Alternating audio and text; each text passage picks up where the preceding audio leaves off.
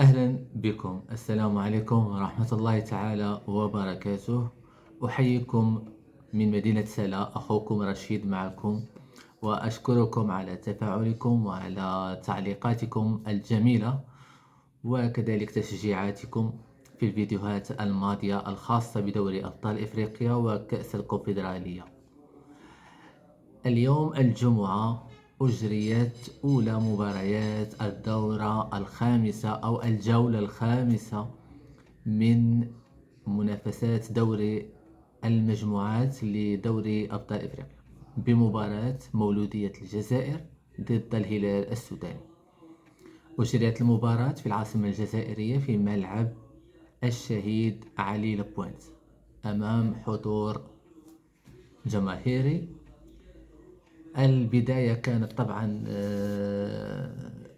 للمولودية كما كان متوقعا، لأنها كانت الأكثر ضغطا عليها، نظرا لأنها كانت مباراة حياة أو موت، أو كما نسميها بين قوسين ولو أنها لا زالت في دور المجموعات، هي مباراة العمر بالنسبة لهذا الفريق من أجل إنعاش حظوظه بالتأهل إلى الدور ربع النهائي، على عكس الهلال السوداني المتصدر ب8 نقاط ولا زالت حظوظه وافرة في التأهل إلى دور الربع النهائي. المباراة بدأت بضغط مولودي طبعا.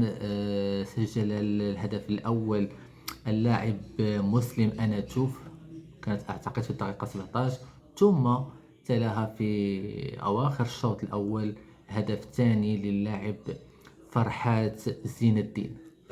الشوط الثاني كان الأداء بدأ يتحسن قليلا للهلال السوداني.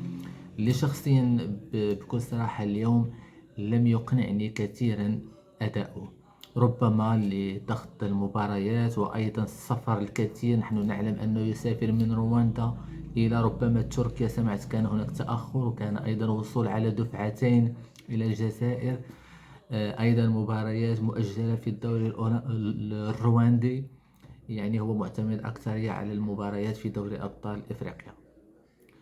وفي الجولة الثانية أو الشوط الثاني سجل اللاعب أحمد سالم، هو الذي سجل الهدف. هذا اللاعب جيد، وهناك لاعب آخر اسمه قمر ديني، هذا اللاعب رائع، أعجبني أداء هذا اللاعب اسمه قمر ديني. تذكرت اسمه جيدا حتى لا أنساه، لأنه لاعب له مستقبل كبير مع هذا الفريق السوداني الهلال، وستكون له كلمة في باقي المباريات المقبلة. هناك لاعب آخر نسيت اسمه، أعتقد بوجبا، لم يعجبني أداؤه، كان أساسيا. بقية اللاعبين كما قلت أنا لن ألومهم كثيرا، لا زالت هناك مباراة مهمة الحاسمة في رواندا، وهي المباراة المهمة أمام سانت لوبوبو الكونغولي. ومصير الفريق أي الهلال السوداني بيده في الجولة الأخيرة، لا شيء غير الفوز، حتى لا ننتظر الحسابات. يعني لا، هناك من يقول إذا فاز سان داونز غدا ستصبح لديه 8 نقاط، وبالتالي حتى لو فاز المولودية في المباراة الأخيرة سوف يتأهل إن شاء الله الهلال السوداني، حتى لو خسر بالحسابات الضيقة ديال المواجهات المباشرة بين سان داونز والهلال. هذه الحسابات أنا لا أحبها كثيرا، لأنها معقدة وليست مضمونة. بكل صراحة لا، الهلال قدم مستوى جيد في الجولة الأولى والثانية والثالثة والرابعة، لا بأس أن ينهزم في الخامسة عادي، لأنها مباراة خارج أرضه، فهذا أمر عادي جدا أن ينهزم، وأمام فريق جماهيري، وكما قلت ظروف المباراة، وأيضا هذا النادي المولودية كان لا خيار له سوى الفوز. ومن الجيد أن المباراة انتهت 2-1، لأن لو انتهت 2-0، نرجع الآن أيضا إلى الحسابات التي تحدثت عنها قبل قليل، سوف يصبح إذا تساوى الفريقين في النقاط في الأخير، سوف يصبح المولودية هو المتأهل. على اعتبار 2-0 مقابل 2-1، ولكن تسجيل الهدف من طرف أحمد سالم في شباك المولودية أعاد المواجهات المباشرة أصبحت مثل بعضها. على أي مباراة للنسيان، لا داعي يعني للانتقاد من طرف الجماهير إذا كانت يعني قلقانة من الأداء. هذا أمر عادي، بالعكس أداء كان لا بأس به، وهو أمر عادي خارج الميدان. وبالعكس سوف الهزيمة كما نقول رب ضارة نافعة، أو كما نقول بالدارجة المغربية، وأنا لا أعرف كيف أقولها بالعربية، باش يحطوا اللاعبين رجليهم الأرض، يعني حتى لا يغتروا بفوزهم أمام سان داونز وتحقيقهم تلك النتيجة المبهرة إيابا وذهابا. ف...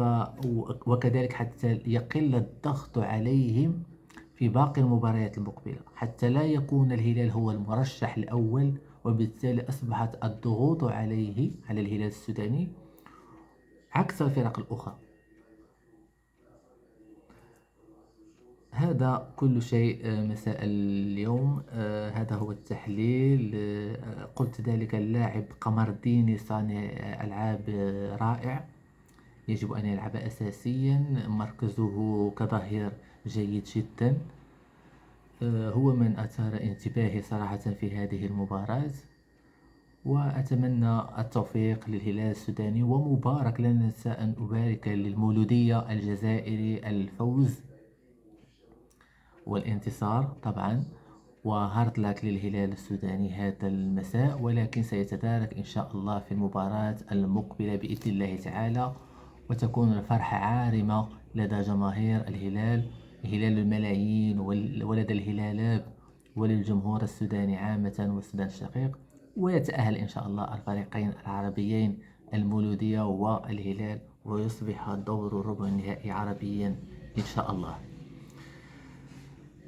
إلى اللقاء وشكرا لكم، ولا تنسوا اللايكات والتفاعل وكذلك التعليقات.